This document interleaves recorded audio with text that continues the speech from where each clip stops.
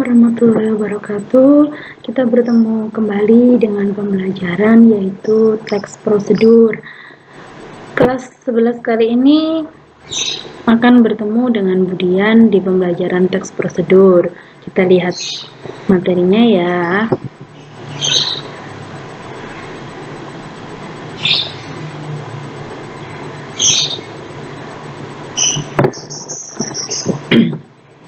Iya, teks prosedur itu apa ya kira-kira ya? Nah, sebelum kita memasuki ke teks prosedur itu lebih jauh itu apa? Kalian perhatikan dulu di KD 3.19, yaitu menganalisis informasi berupa pernyataan umum dan tahapan-tahapan dalam teks prosedur. 4.19 adalah merancang pernyataan umum dan tahapan dalam teks prosedur. Itu yang kita pelajari. Nah, ini sebelum kita masuk ke materi, kira-kira dari kotak-kotak itu kan kita tidak tahu urut-urutannya dari mana ya. Ini kira-kira apa ya? Mau membuat apa? Di situ ada ada Nescafe, ya kan? Terus ada coklat, ada mixer manual, ada susu cair ini. Terus ada gelasnya, ada piringnya. Ini kira-kira mau buat apa ya? Yang sedang booming saat ini di dunia permakanan. Ini dalgona ya. Jadi ini proses-prosesnya nanti kita amati lebih jauh lagi, kira-kira urut-urutannya dari mana saja. Next, berikutnya. Masih penasaran kan? Ikuti terus ya. Nah, ini ada sekilas info.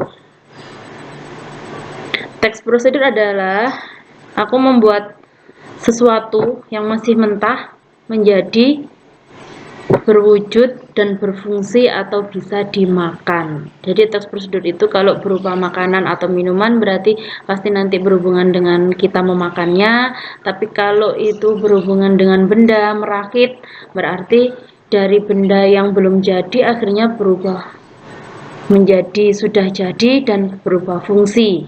Seperti kayak buat kipas. Kipas itu dari awal kan dari bahan-bahannya itu terus akhirnya disambung akhirnya berguna untuk menjadi kipas. Itu ya teks prosedurnya. Nah, ini materinya.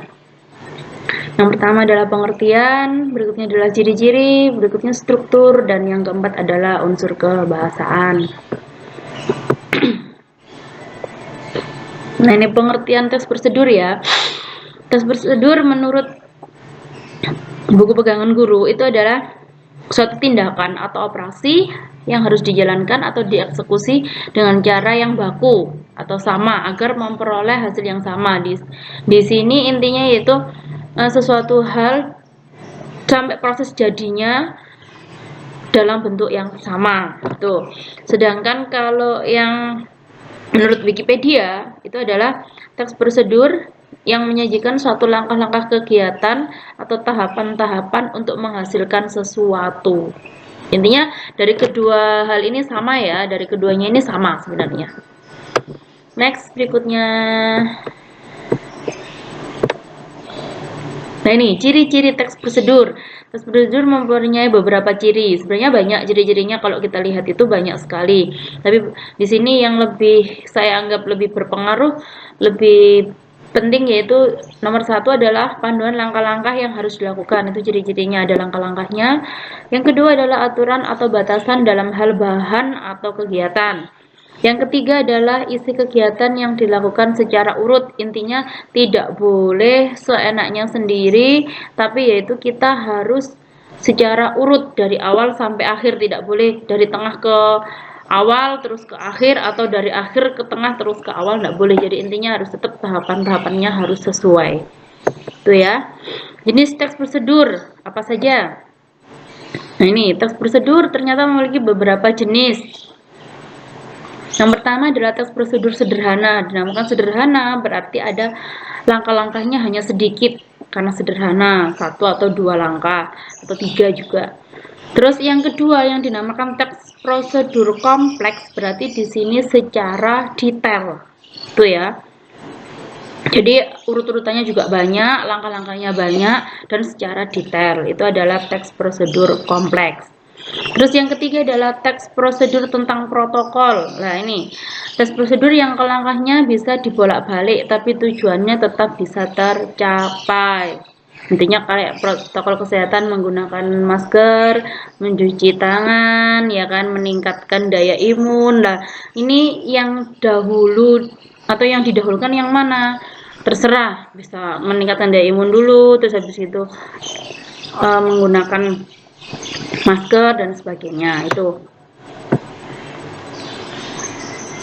ini ada satu contoh yang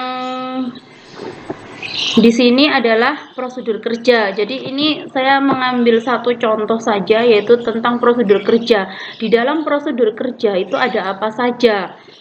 Ini yang pertama pasti rangkaian tata kerja. Jadi urut-urutan langkah-langkah bekerjanya itu apa. Terus yang kedua adalah berkaitan satu sama lainnya. Jadi antara satu dengan yang lainnya harus berhubungan.